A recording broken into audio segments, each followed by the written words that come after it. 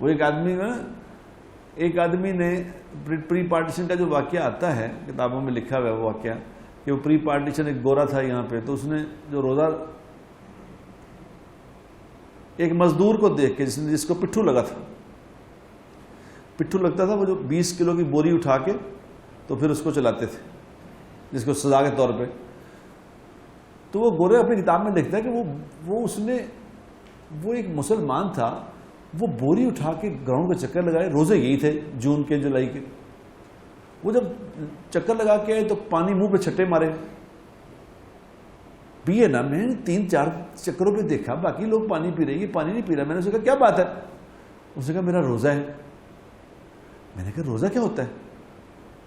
تو اس نے کہا روزہ ہمارا رمضان کا مہینہ ہے تو روزہ ہے. تو اس نے کہا پانی تم نہیں پیو گے تو سروائیو کیسے کرو گے؟ اس نے کوئی بات نہیں، مر جائیں گے پھر کیا ہوئے گا.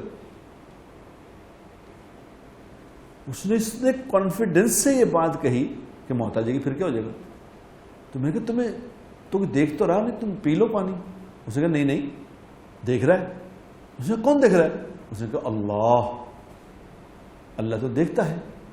تو اس کی اس عمل پہ، اس بات پہ اس نے کہا میں نے اسلام پہ ریسرچ شروع کر دی، تو اس کا یہ عمل میرا کلمہ پڑھنے کا ذریعہ بن گیا.